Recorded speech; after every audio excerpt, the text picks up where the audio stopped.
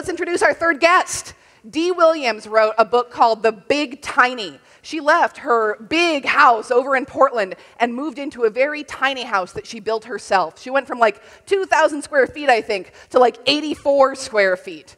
And this was back in 2004. Her book, The Big Tiny, is a memoir that was published just earlier this year. Let's welcome Dee Williams.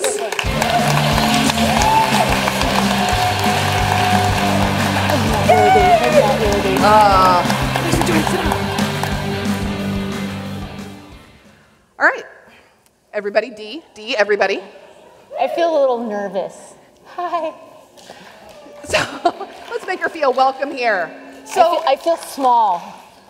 So let's talk about the basic. So I kind of gave the nickel tour of what you did. But so back in 2004, you decided to scrap it all and build a tiny house. Tell us about that and why you made that decision. There were a lot of different things that played into that decision, but I think. And the thing that I center on in the book was being diagnosed with congestive heart failure. And nobody in America likes to have the word failure attached to who they are or their name. So I was sitting in the doctor's office one day, and I was flipping through magazines. You know how you do, flip through the magazines so you don't actually have to make eye contact with anybody around you. And I read an article about a guy who had built this little tiny house, very similar to mine, and something just happened.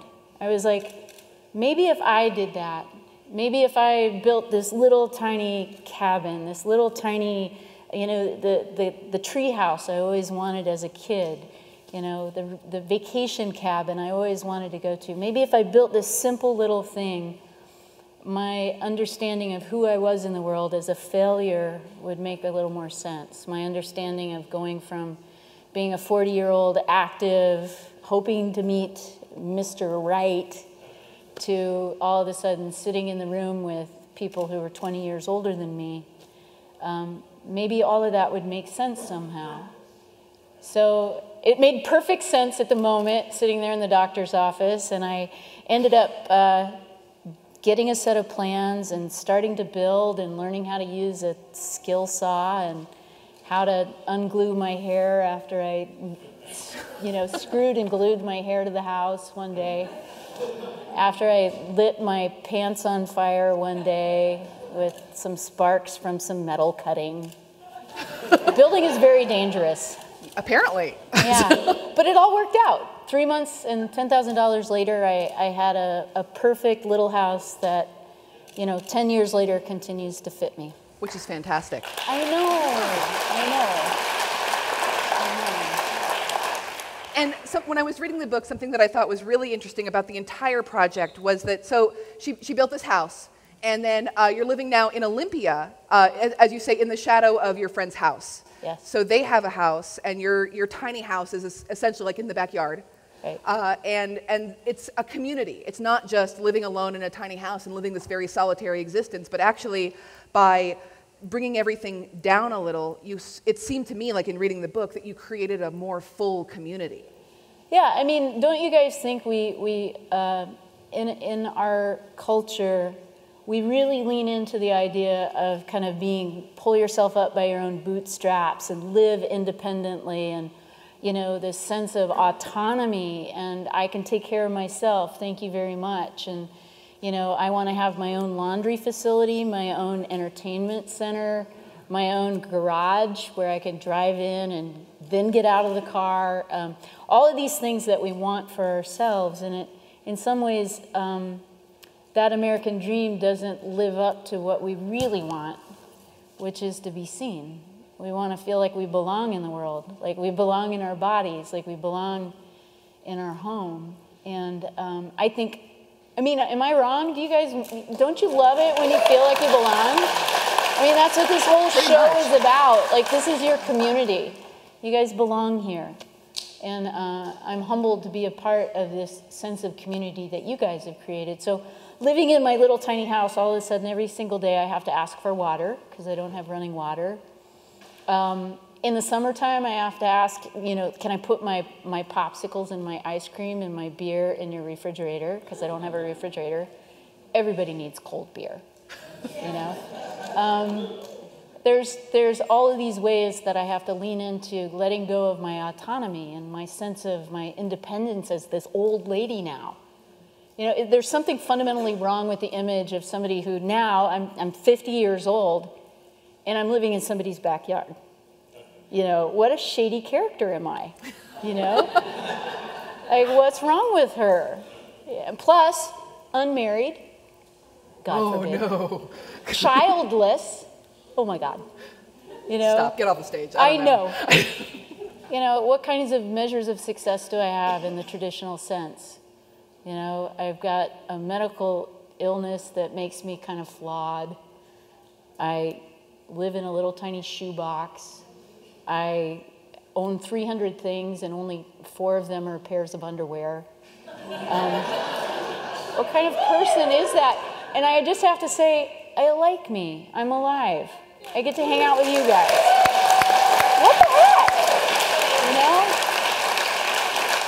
Well, and it's very cool. So Dee was down here for a book signing at Vintage Books, which I'll take a second here to plug. Vintage graciously came out again to help us. They have copies of Dee's book. They'll be selling them in the lobby, and I'm sure that there would be some autographing if you asked nicely. So please pick them up out there. But Dee was here for a book signing just a couple weeks ago, and we were out at Vintage and talking a little bit there. And she has a second home that she recently built, and I'm wondering if you could tell us a little bit about that. So when I built my big house at 84 square feet, which is, if you have a chance to come up and look at this area rug, this is about the size of the blueprint for my house, this 8 by 10 foot area rug.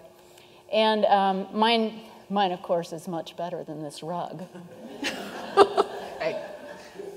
But just saying. Don't trash the rug, right? Yeah, I love this rug. But I decided that I wanted a little house as I aged that I didn't have to climb up. I have a loft. So you walk in my house, I've got a kitchen on the left, a bathroom on the right. Take a few steps, and all of a sudden you're standing in what I call the great room. Because you're out from under the sleeping loft, which has been above your head, and all of a sudden you've got an 11.5-foot ceiling. So the challenge with that sleeping loft is that I have to climb up a ladder.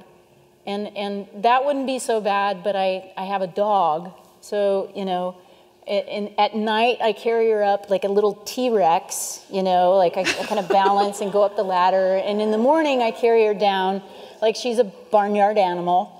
And I'm a firefighter, and I'm fabulous. And so as I've aged, I've realized that I'm not as strong as I used to be, and my dog has gotten fatter. So, the idea of not having a loft isn't that bad. So I designed and built a much smaller 54 square foot retirement house that I'm sure is going to work just perfect. That has no loft, but has a pull-out bed, a little tiny kitchenette, and a writing table. And that's what I brought out. Yeah. That's what you got to see. And it was very cool. I mean, it's just something that it's impressive to stand in there in this very small space and see how a person can live in it. But it's also impressive because she built these things herself, and the woodwork and the quality. And understandably, you know, maybe with the first house especially, there was some learning curve on it. But they're just really beautiful, well-done things. Now, we're just about out of time, but I want to mention that there is a movie called Tiny, which is going to be showing at the Hollywood Theater, I believe, tomorrow night. Tomorrow night, 7:30. Yes, and it's about another guy who built... And a couple. A couple. Guy, gal. Guy, gal. Right, it was a couple. I saw like the very beginning of it and then got distracted. But it's not a comment on the movie, it's a comment on my Netflix subscription. But but it's this cool movie that's about them going through this process themselves. And that's going to be showing at the Hollywood Theater tomorrow night. And Dee also offered, she has a company called Portland Alternative Dwellings. Yes. And the website is padtinyhouses.com. And if you email them, the first 2 people to email them, because you have to go to the website to get the email address, will get tickets to the movie. So please do that. Go there. It should be a really cool movie. It's an incredible book. Dee will be out signing copies. We've got them here for you. Thank you so much for joining us. Thank you.